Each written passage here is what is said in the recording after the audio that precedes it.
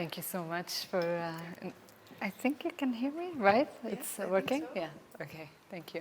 Thank you so much for inviting me here, and I'm really happy to be among you, to see people. It's so great after this long confinement and COVID time. I was just saying Oslo is so close, so I hope I will be coming even more often here. And thank you for organizing that event for Antoine, everyone, and also for the Institut Français, who's supporting, especially also with other partners, this event. So I will present my work, but mainly also the methodology of work. How do we design in the atelier in Paris? And how we try to listen to a context, talk about the history of a place, but also the climate of a place through an architecture, and trying in a way to emerge a new form, but most of the times also a form, almost a form of a déjà là, or something that, a building that may have existed, that solicits our memory, but that also emerge a new shape into it. So today, as architects, we're undeniably, we have to think about this big context in which we are living, the Earth. Like how do we deal with the different challenges of our time, and how do we tie again through our environment, our relationship with nature, as humanity is becoming more and more a dominant force in the shaping of the face of Earth.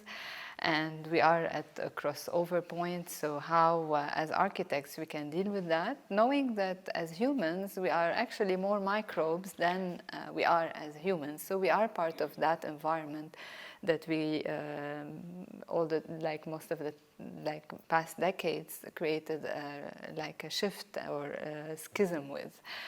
And in a way, we try to think of architecture as a continuity of its environment, of its organic environment, like this painting of Archimboldo, but also thinking of how much nature could architecture take.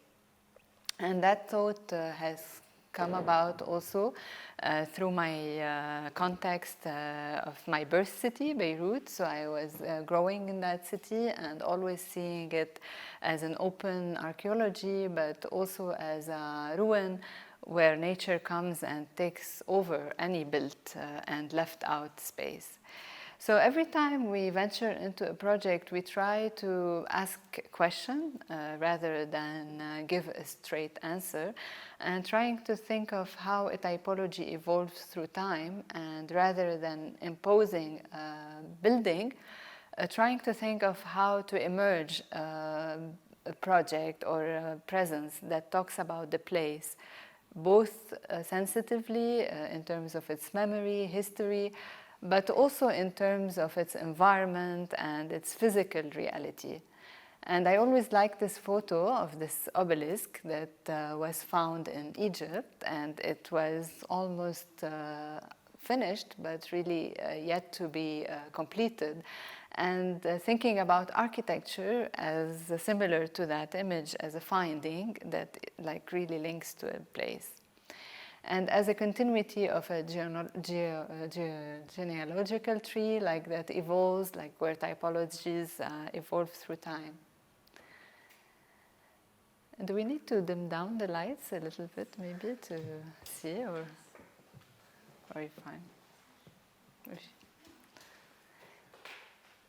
And so the process of work is always a research-driven one, where we come up with different like references, but also questions that are related to a typology, history, and this complex field of thoughts start to let emerge a figure, an architecture, and like a space, and it moves from this hands-on referencing and thinking work, like almost like a mental map, into models, into sketching, into material work. So it's like a growing tree all the time that is a kind of a complex field of thoughts, and then finding the essence of it in a form and in a shape, in a space.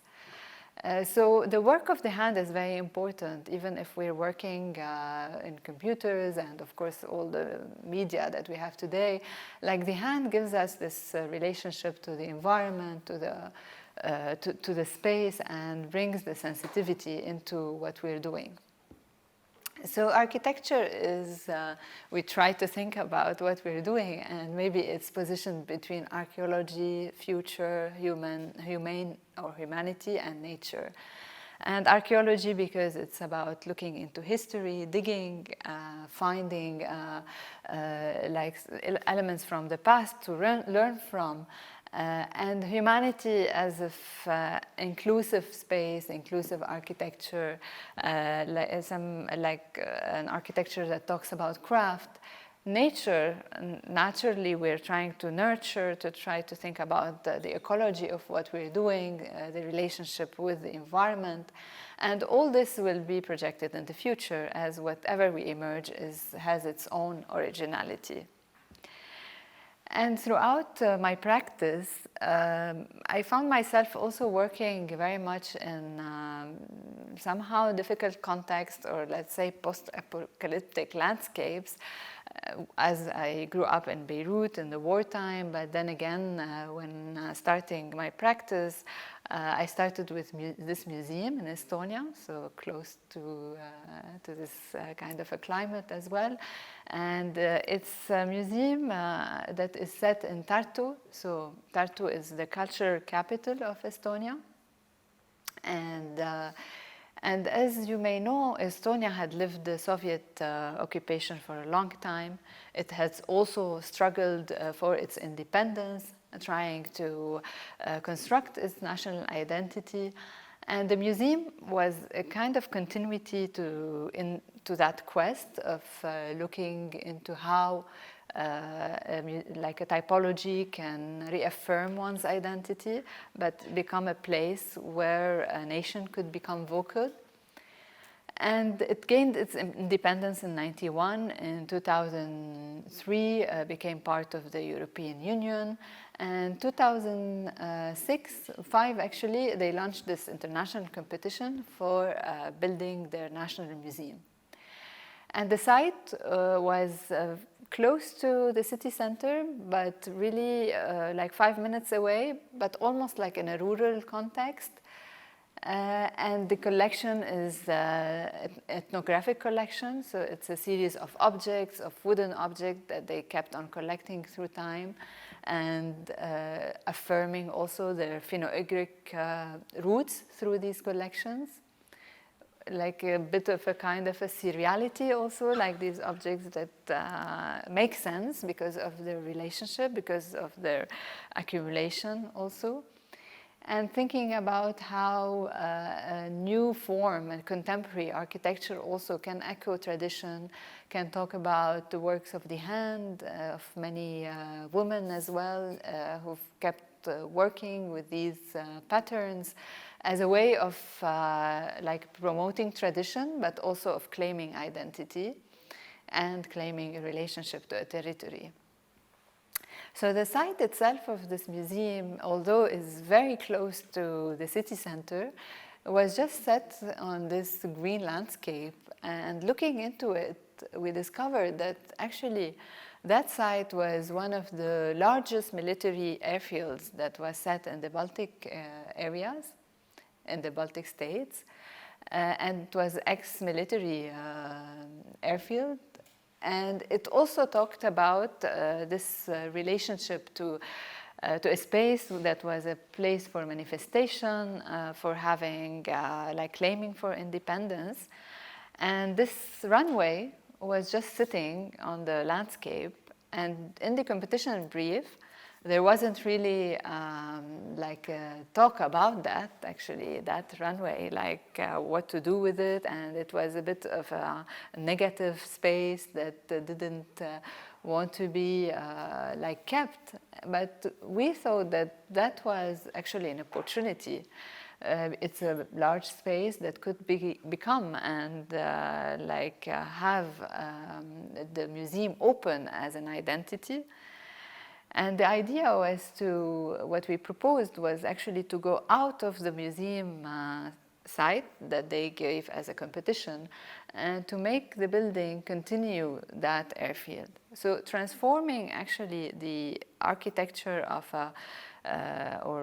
what could be an iconic architecture of a museum into land art or land like a gesture that links to that airfield and allows that space actually to become a place for intervention, for artists to claim back that territory. It also allows the building of a museum to open as a program, to be linked to that platform, to have two entrances instead of one, opening up also the reading of the collection itself. So this is the place of manifestations. So that was one of the vision initially of the competition, like maybe that platform becomes invaded by people, and actually started to happen when the building started to be constructed. And the meaning of that building became clear when all the Estonians made these manifestations to like set the first foundation of that building. And then when it emerges, it's really emerges in relationship to that landscape, to this history, and as if it's an archaeology that almost was there and that completes the space, dialoguing with the poetics of the landscape that at the same time has a very much military feel, but also has a poetic in itself throughout the season. And as you see in this diagram, actually the building itself, although it has a large scale, it has a monumentality, disintegrates inside. So all the functions are these smaller spaces that contain the different functionality of this museum, but also allows it to be an incubator of culture rather than just an enclosed icon. It's really an active space of culture, of a meeting place for people. And talking about that scale also, we talk about the scale of the city of Tartu with all these small houses. So sitting in the landscape, the building feels monumental on one side with this cantilever that is echoing the wing of an airplane, and that invites the people into the scale of its entrance on a scale of on the human scale. But then, as it moves into the landscape, it just disappears and goes into starts at 14 meters to just disappears on the ground. And inside, it's like a celebration actually of the void. So how to, instead of just having the functions orchestrating the space, these are the voids actually that start to orchestrate the life inside that building. So, of course, it was always, it's as many of you are architects, like when you have the client, is how to defend, to make these open spaces that become the core and the heart of the building, and to allow for uncertain spaces that basically other functions could happen, and they become the places where people meet and that happen between the different volumes. Climatically speaking, also, we were always keen to see how to minimize the consumption in terms of energy of that building. So the facade is a double skin. All the inside is, especially these spaces, we reduce the climatization. So maybe they're as cold as here. And then inside the shops, we designed all the furniture from local wood, and always trying in some of the spaces to open up to the landscape, even in the conference hall. These were some photos during the site, so we could see also the light, natural light. There are always moments that I really like in the site because there is no artificial light. The space is still quite raw, and we see the relationship with the environment, with the light of the outside. And then this area, which is the bridge part, is open to the landscape, to the lake underneath, and becomes smaller. And also the dimension of that space allows a different kind of interventions, like this nice bear that is sleeping peacefully.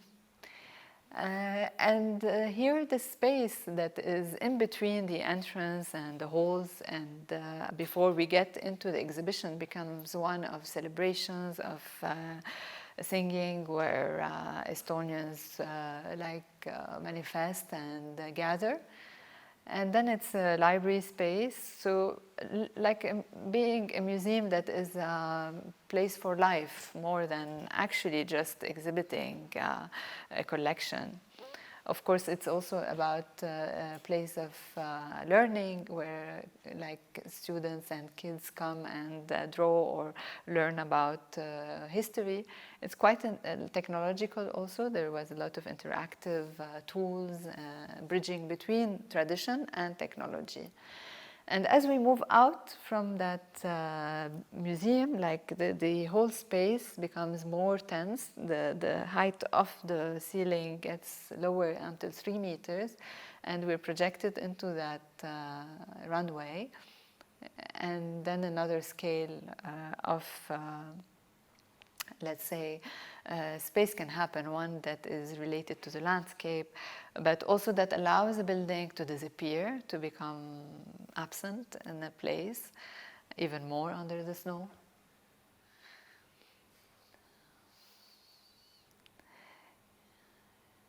And then the facade, echoing this traditional pattern, is made out of the serigraphy of the flower, cornflower, which is the icon actually of Estonia, and it was used for knitting and for creating gowns during the occupation time, and it becomes this gown actually of the building itself.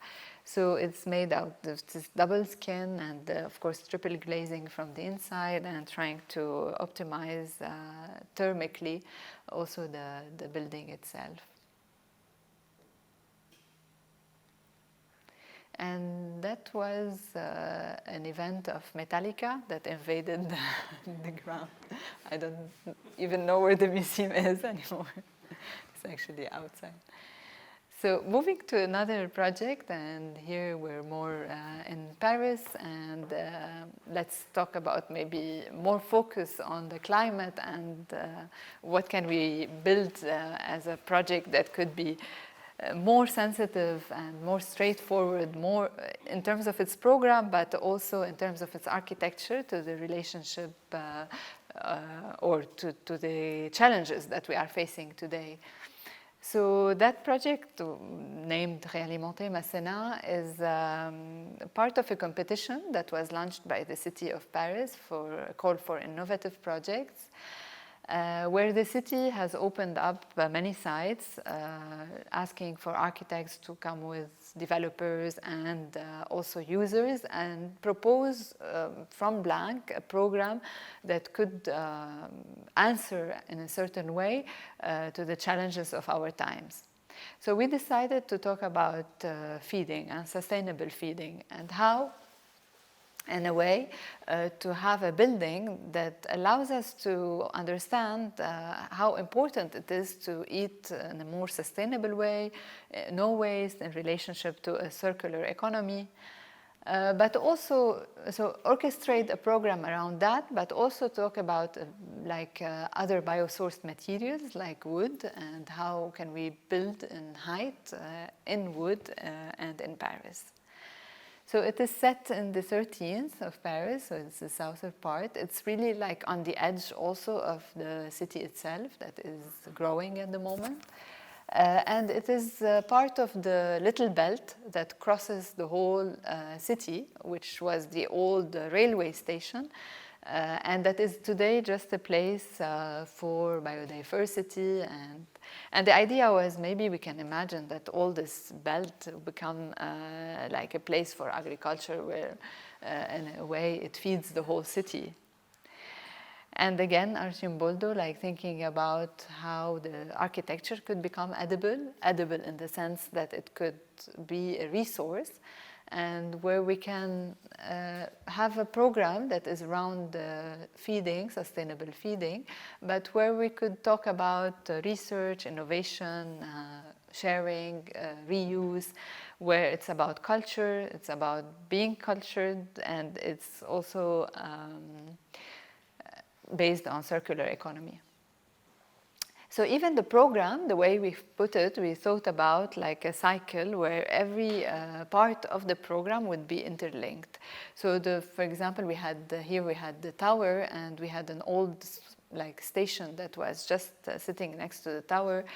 And we thought like we can have agriculture on the rooftop where we can plant, and then the inhabitants would crop their plantation, would live in that tower, would have like a place for pedagogy and for teaching on one level, and then again a canteen that is open to the public. We can recompost what is wasted, and then again an agriculture that is on the top of the other building. And at the same time, having a building that is interlinked, so it's about really creating interaction between the different levels instead of having like this domino effect of the building where we have stacking of different levels. We don't interact anymore together. And finding, even if we have a lift at the moment that allows us to really be almost independent on our level, is to really have a kind of serendipity for the building where people could meet at some point throughout these ramps. And as it grows, like here what I was talking about, so it's like the stacking, horizontal stacking, instead of trying to kind of relate the different levels with each other, but also people in consequence, having these ramps that go around. But they are not only like ramps where people meet, but they are also serving recycling of all the water, reusing of the water in the building. So of course using wood is reducing the carbon footprint as it stocks the carbon. It's also using from the local resources, reusing recomposting the agriculture waste, trying to keep the water, like working with the community to build the project. So that's a project that got the permit now, that is ongoing. So it's a long process of work as well. I have some projects that I consider as turtle projects that really take a lot of time, and others that are okay. So that's one of them. So we did this model also when I was presenting because the jury was composed of 35 people, and I kept going from one jury to the other like for a year, and they didn't believe that it could be constructible. So I ended up doing the model to tell them, yes, it works, and the ramps work like this, and then decomposing it. So this is the part where it's an agriculture on the rooftop of the tower, and then on another level it becomes a place that is open to the like neighborhood, and these are like some of the housing schemes. And it's a place that is constantly living day and night, and that celebrates life. Along these lines, we did like other researches about how to be efficient in construction, but also have low carbon footprint.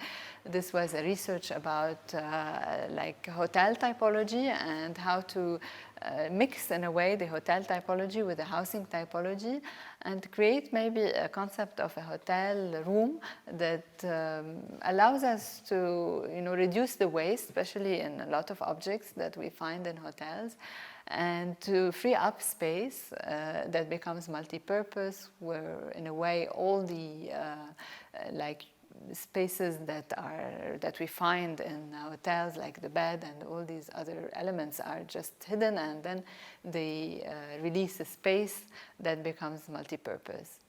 It comes also from the understanding that hotels today are very static, and they are orchestrated around the room, and the room is orchestrated around the bed. And nonetheless, a lot of the hotels are used for other activities, like sometimes classes, photo shoots, working spaces. So trying to kind of evolve also typologies in that sense. And using wood as like a technique, a construction technique that allows to construct easily, but also through zero carbon footprint.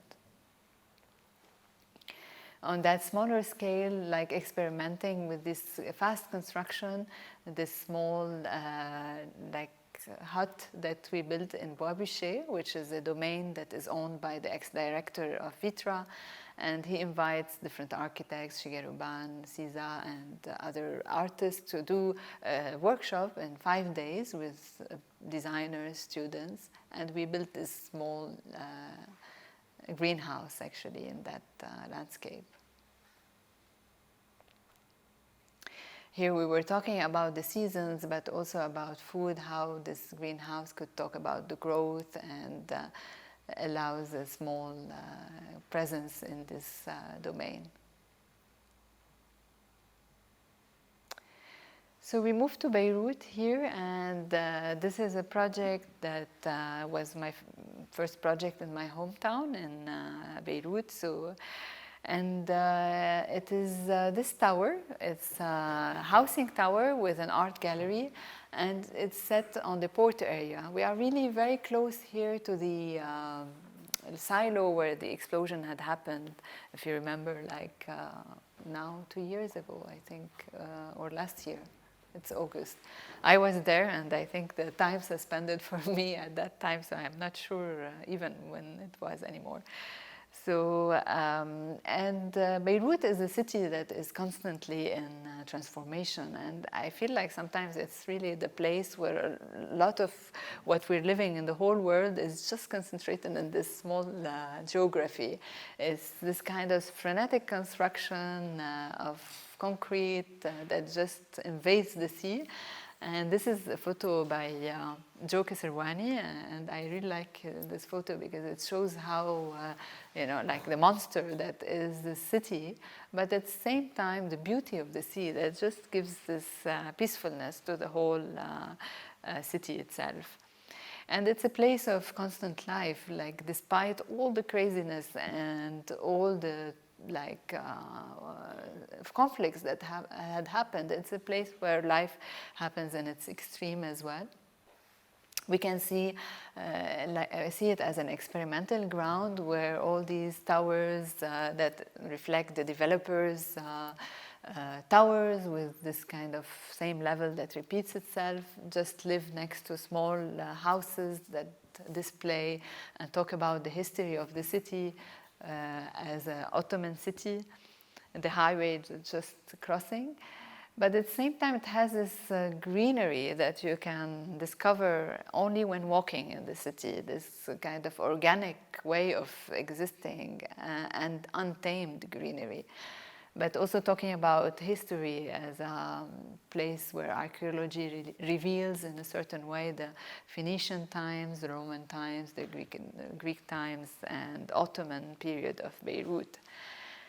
And moments like this that keep inspiring me, like about how to make architecture, how to understand also how people by themselves make out their own spaces.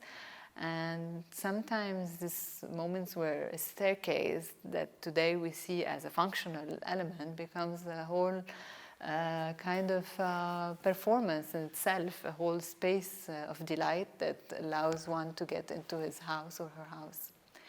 It's a situation also of extremes where housing is a big issue. So when I have to build a housing tower for middle class or certain class, I'm just thinking, how can I do that in a city where also the situation of living is quite extreme? And that keeps on evolving in relation to its past, like this photo of the Ottoman time of Beirut. So the site of this building is next to the port, and it's instead of that building, so it took place it took the place of that building, which is the first concrete factory that was built in Beirut. And the story of that building started with me, an encounter that I had with Fouad El-Khoury, who was a photographer, and who owned who inherited actually that land from his father. And Fouad El-Khoury is a photographer who was supposed to be an architect because his father wanted him to be an architect, because when he told him, I want to be a photographer, his father told him, this is not a profession, so you go study architecture. And for an anecdote, actually, that he told me that he met Zaha Hadid when he was learning architecture, and that was the first encounter with her. And at some point, Peter Cook asked them, so where do you want to design your future project? And she was the only one to raise her hand saying, in the moon. And that was the first story he told me when we met. But anyway, so we met, and then he wanted me to design that building. And what was really nice is that he just didn't, he just, as a client, told me like, okay, do what you want in that building. There's all these stories. But it kept me thinking about the relationship with the photography, but also with Beirut, the way I grew up in that city that was constantly in deconstruction, reconstruction. These photos that he took in '92 with Robert Frank, with Gabriel Basilico, Alberto Burri, and that talk about the city center of Beirut, the memory of that city center that was completely destroyed after the war, and in '98 was refurbished, but that today doesn't have its memory. So the question of memory, the relationship with the ground, with history, was something very much present in the design of that building. Also a fascination that I have, again, with archaeology, this relationship with the ground. Maybe it's a way, also a search of identity, of thinking about the way like war transforms the space, but we as a human bring back life again, and how to capture that through the building, through an architecture that talks about photography, but talks about also the city differently, frames it and allows us to understand the city, and where the window becomes a device, not only just an opening. It's a tool to relate differently to the outside and to the context in which we are. So moments of construction of that buildings were moments that echo the city itself as well. In these moments where we can see that, for example, building where another one had existed, the trace that disappears, but also the way greenery exists in a much more organic way, like coming out of the ruins. So the openings for me were moments of life where nature could take over, where different also gardens could exist in different scales. When we talk about scale, we don't only talk about the human scale, but the scale also of nature that could exist and coexist with the building. It is a concrete structure. We are in a seismic zone, so it has to be very resistant to any earthquake. What was interesting during construction was also that the building itself got inhabited by the workers, became a place for the atelier for making metal work. So everything was custom designed there in place. And we see the nature, how it starts to live inside these openings. So there were planters that actually were part of the architecture, and where even the large gardens with double heights become places that separate the apartment from one another. So that was actually one of the things also about the building is really inspired by the vernacular techniques of construction. When we are in a climate like Beirut, it's a Mediterranean climate. So it's very hot in summer, it goes 30 degrees, and in winter time around 10 degrees. In the mountains, 0 degrees. So we know we have snow, please, it's not a desert in Lebanon. And some of the also like ways of constructing is really like very measured openings. So we like glass towers do not belong in a way to that context, or at least they consume a lot of energy if we build in that context in glass. So the idea was to talk about the vernacular in a different way, to try to have these openings that express life, where nature can become part of the building, where we also have this relationship with the context that at the same time it has its originality as a building, but it also talks about these openings that exist within the other urban fabric. So the facade was all sculpted by hand.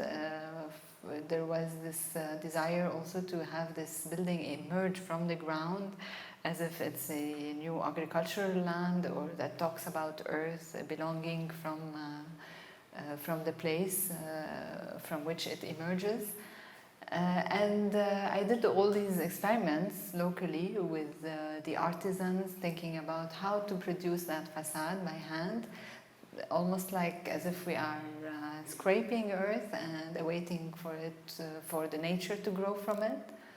So I drew that chisel, which is like actually a comb, and we combed the whole facade. So it's like the inverted shape of what I wanted to make on the facade.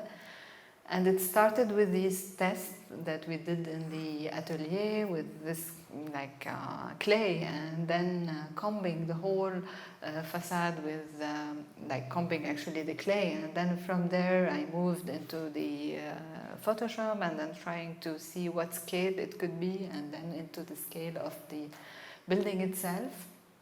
So we kept trying, like we made like maybe more than 40 different trials and mock-ups in place until we arrived to the solution, and then combed the whole building from top to bottom. And it was all these manufactured pieces that we now kept in a safe place, but we just like were doing over and over, and making this process from the upper floor until the lower floor. What was interesting in that also process was that the artisans were part of the emotional realm of architecture, so they were also thinking about how to arrive to the technique. And at some point I would come to the site and they were like, oh, I dreamt about the possibility how to comb that facade, and we did it together. So it was also thinking about the act of construction as an act of belonging, and as an emotional relation to the place where we construct, not only as executing like a design. And as we see here, actually the building changes in morphology from one side to the other. So on the upper side of the site, we like the building becomes this like a sculpture. It is sculpted by the urban law, and the idea was to kind of come with the lines of the urban regulation and let it just shape this whole structure, but also talk about these invisible lines that exist generally in the city, and that make actually our urban environment that we're not constantly conscious of. And as it sits, it's kind of dialogue with its context as well. It feels like it's narrating something. These are the views from the apartments where we see like nature coming in, and some of the views inside where the view or the window towards the outside feels almost like a photography inside the apartment. Like the entrance space that is like a womb feeling with this oculus that is artificially lit, but that gives the sensation of space inside the staircase. And on the ground floor, on a double height, there is this gallery space that is dedicated for the image and like a platform for exchange for the Middle East. And it's kept as a row space where all the works could be displayed in this kind of raw materiality. Some of the works that were exhibited recently. And from that side, so a lot of people ask me, but how come the windows are so small actually from that side of the building? And we are on the southern facade, but we are also on a facade that could be hidden at some point because of the urban exploitation factor that allows at some point the neighbor to just go so high and really stick into the building. So that facade may disappear at some point. So if you want, go to Beirut to see it before it disappears. But it's actually... So the idea was to open smaller windows, to open for the kitchens, for the bathrooms, these smaller openings. But also it ended up echoing moments of Beirut where the city is bulleted by the events that happen. And this photo taken by Iwan Ban actually was quite surprising for me, because suddenly I saw how actually that building talks about also the lived experience in the city, how the city is always like a cut space.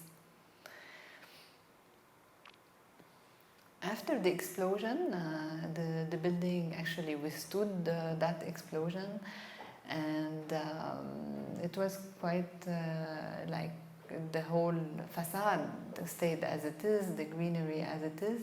Of course, all the inside were completely destructed, but it was quite interesting to see how it's just sitting almost resiliently in this context, and how nature was always still anchored in its place. So recently in Biennale we exhibited that project, but we exhibited the process of it, and we tried also to talk about Beirut through the interiors, where there were a series of photographies that were taken by artists and that portray the city of Beirut, but also talk about the creative energy of that city because of that situation of constant risk in that country. We have all these videos also that display that story of Beirut itself. And on the table, we were talking about all the process of experimentation that happened before the architecture and before the construction.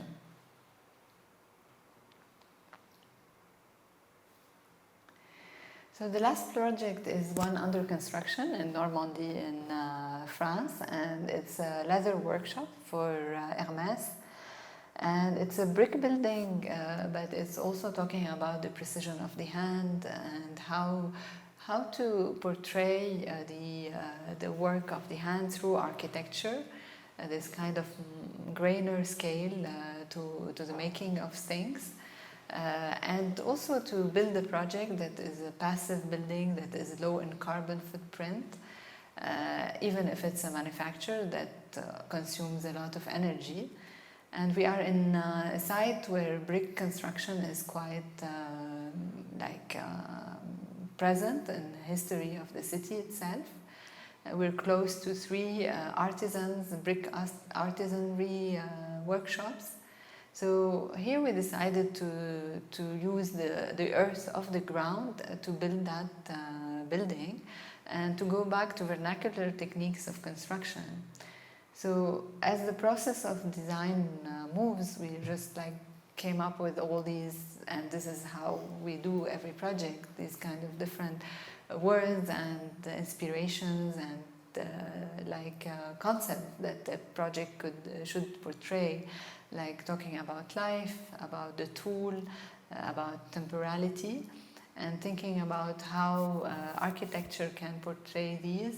How can it be really anchored to the place where it's built, this very clay earth that we can build from.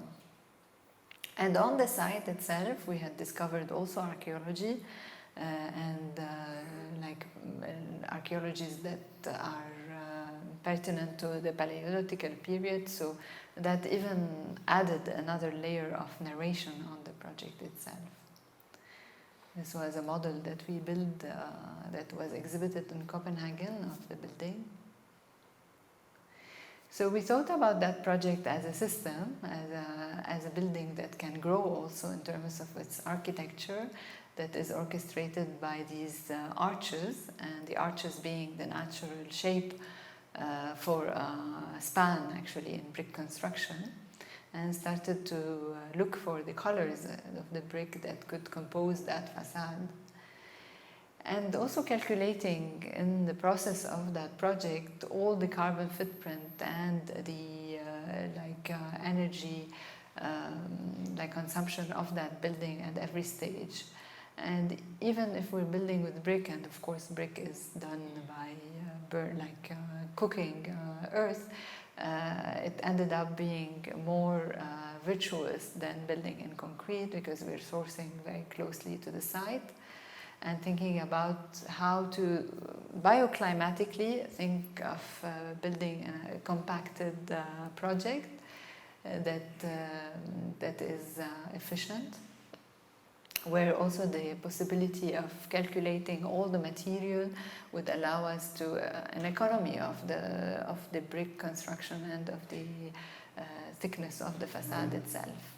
Through actually thinking bioclimatic design, but also the materials itself, we ended up really reducing the need, the energy footprint of the building, but also the need in terms of energy production. And then we compensated that with geothermal and photovoltaics. I like this diagram that was produced by our engineers from Boutte, that talks about how through our thinking of a bioclimatic design, we were able to get closer to the zone of comfort of the human being. So we needed less actually energy to climatize and to produce the electricity inside the building. So there was all this work that we started doing bit by bit to arrive into a virtuous and a low carbon passive building. And this is some photos of the construction, where we see the wood paneling that compose all the ateliers. And it's so the brick and the wood and then the insulation. And again here, this relationship with the memory of the place, but also the feeling of whether this building had already existed in that place or completely new. The work with the hand, and as we see the artisans building by hand with every brick, so they link again into that, into the act of construction. And this work of the hand is present at different scales in the atelier, where we move into other scales of work, like interiors, working with glass, working with that in boutiques for a chocolate maker, and then having this part of the light of the building, of the space itself. So all the glass was making these shapes that are inserted in wood. And it's really a joy to move with the material and let the material talk throughout the project, like wood, for example, and moving into furniture design here. And I actually realized that designing a chair was more difficult than a building, because it's so close to the body, it has to be so comfortable, so structurally sound as well. And it was a nice experiment here with this restaurant in Palais Tokyo. And this earth bar that talks about the origin of food, earth being the nurturing element, and then working by hand again.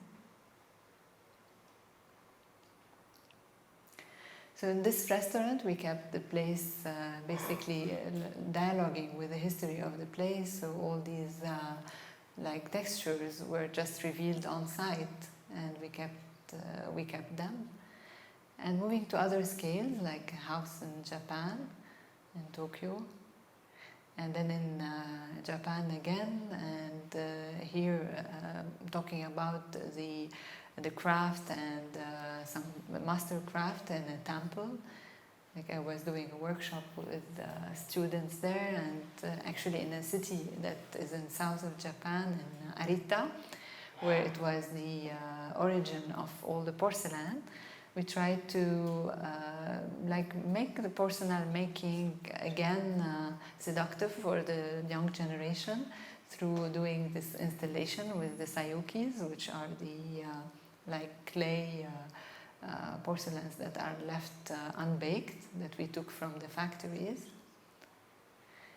And then again, intercultural exchange between France and Japanese master craftspeople with this other technique of ceramics, the Yohan Tenmuku.